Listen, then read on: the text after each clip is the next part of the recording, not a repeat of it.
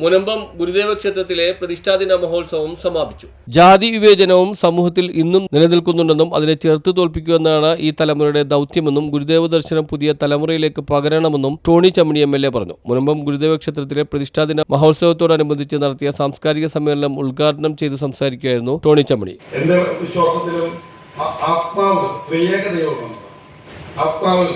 വിശ്വസിക്കുന്നത്. അപ്പോൾ വിവിധങ്ങളായ മതങ്ങളിലും അതിന്റെ ആശയം ഒന്നാണ്. ലോകത്തെല്ലാ മതങ്ങളും പ്രചരിപ്പിക്കുന്നത് നന്മയാണ്, സ്നേഹമാണ്.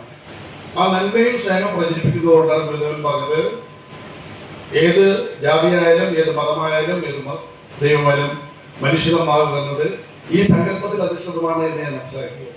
ഞാൻ ഈ ചടങ്ങിന് വരുന്നതിന് മുമ്പ് ഗുരുദേവനെ കുറിച്ചുള്ള ചില പശ്ചാത്തലങ്ങൾ ചരിത്രമെല്ലാം സമയപരിമിതിക്കുള്ളിലും പരിശോധിച്ചപ്പോൾ വസ്തുത വിസ്മയിച്ചു.